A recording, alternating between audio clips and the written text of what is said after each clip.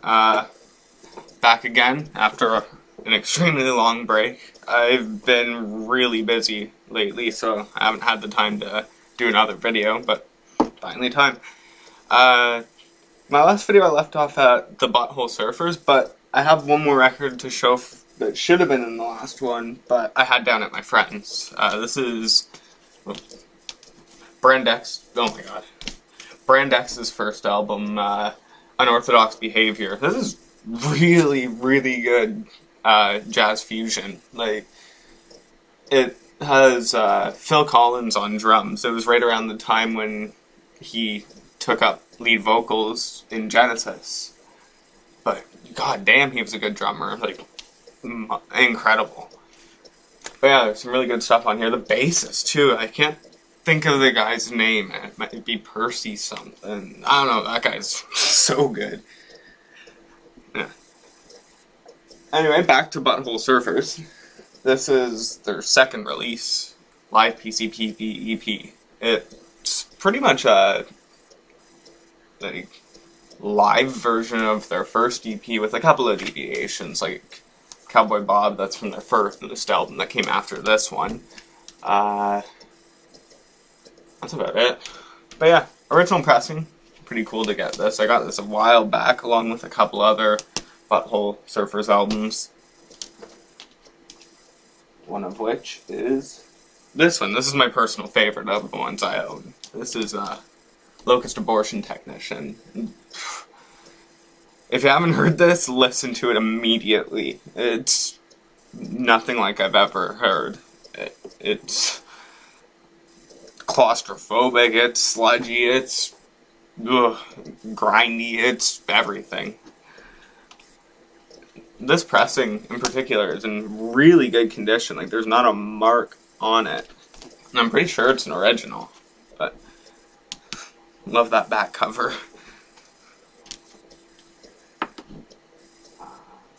This is the only other Butthole Surfers album I have. It's actually an EP, but Widower Maker. This is a later one. I think this came after Hairway to Steven. But most people don't really regard this highly. I love it. There's some really good tracks on here, especially the first two tracks on the second side. They're like two of the best songs they've ever done. Weird art for these guys, as opposed to their usual stuff. Cool though. This one's one of my favorite albums of all time. I was glad to get a copy of this, even though I'm pretty sure it's a bootleg copy. But, future days. Once again, if you haven't heard this, listen to it. This is one of the most beautiful albums I've ever heard, personally. I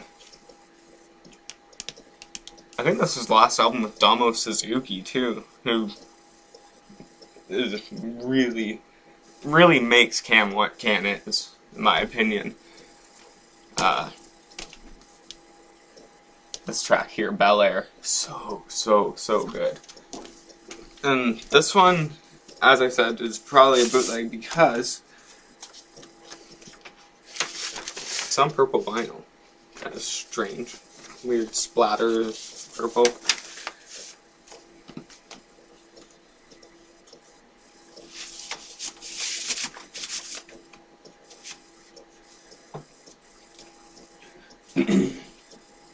This is my only other Can album I own, and this is yet another possible bootleg, Tagomago. There's not really much that can be said about it that hasn't been said before over the years. Just truly one of the most influential albums of all time. Love the art on this one. I was kind of pissed off when I got this, though, because I got it sealed, and when I opened it up, realized that it's not a gatefold. What the hell? So that's what kind of tipped me off at first as to it being an unofficial press. And this one as well is on purple vinyl too. Shades of purple. This one's more grayish. But there's that one, and then there's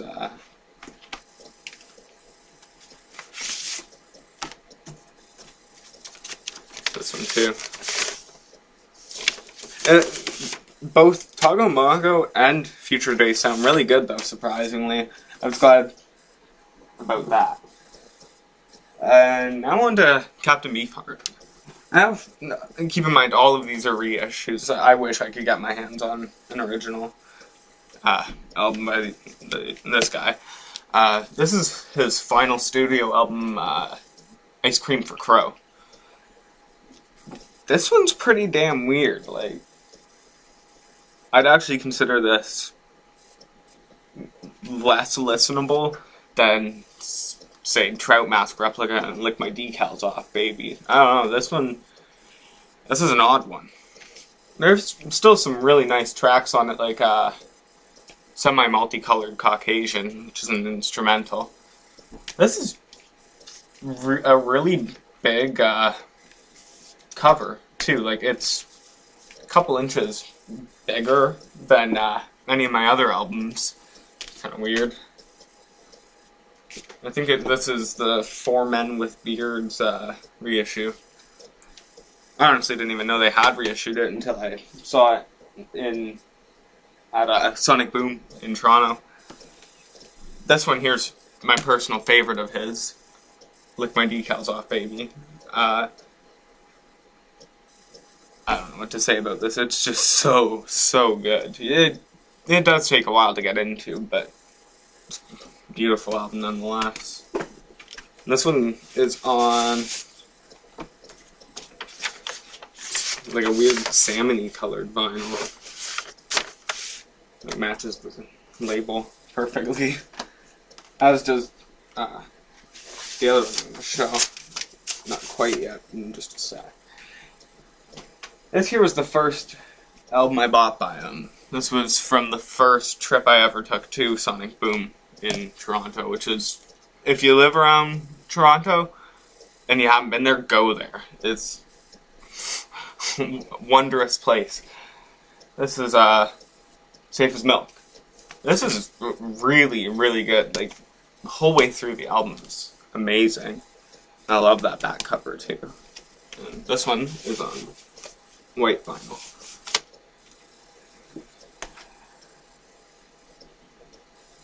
This is my other personal favorite. This is one of his latter period works. This is Shiny Beast, Bat Chain Puller. I love the cover of this. I don't know why, but his paintings are just so cool. On the back, drawn on a paper bag by the looks of it. Yeah, there's some amazing stuff on this. It kind of balances like his more out there tonal work with like some more catchy tunes like Harry Irene and Candle Mambo. Man, yeah, this one's really good. And this one, just like most of the others besides Ice Cream for Crow, it's on colored vinyl. This one's like a weird pea soup splatter vinyl. Once again, matches the label pretty well.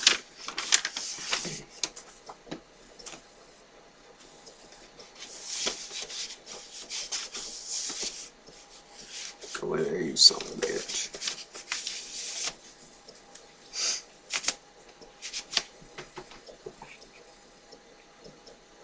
And this is the only other Captain Beefheart album I have, and this is Spotlight Kid. I don't listen to this as much as I should, because there's some really good tracks on it. And this has my personal favorite of all his instrumentals, Alice in Blunderland. Really weird paintings of the band members on the back, along with a little poem to accompany it. And this one as well is on, what do you know, purple vinyl.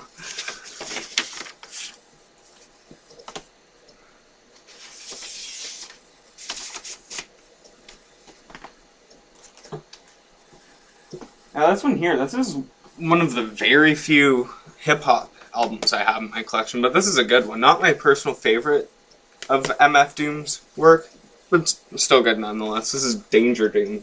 As the name implies, it's MF Doom working with Danger Mouse. And This has like a lot of Adult Swim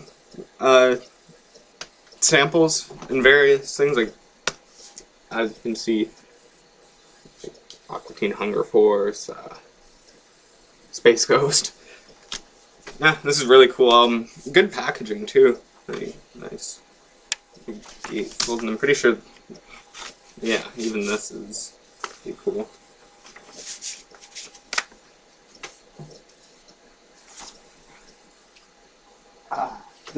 I have a couple of other Doors albums, but this is the only one that's in listenable condition. This is their first album. This is also my personal favorite of theirs.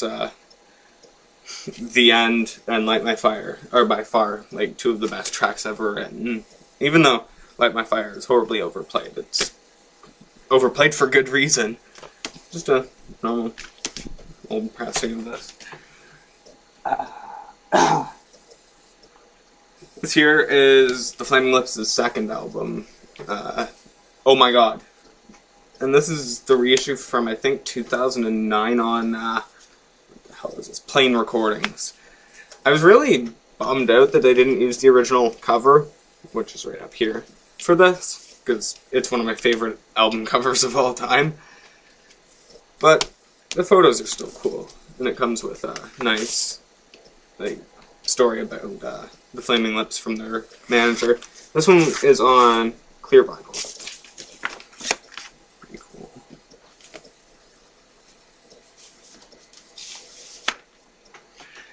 And I'll finish it off here with the Flaming Lips' third album. And this one I was really happy to get because I always wanted a copy of this. I managed to find an original on that. So I was extremely happy. This is Telepathic Surgery, and this is quite possibly my favorite of the early Flaming Lips' releases. Like, a lot of people bash this album for some reason as just messing around, but I don't think so. I also love the album art on that, especially the back. Pretty cool. A couple of marks here and there from it, but whatever. Anyway, I will hopefully record my next video soon. See ya.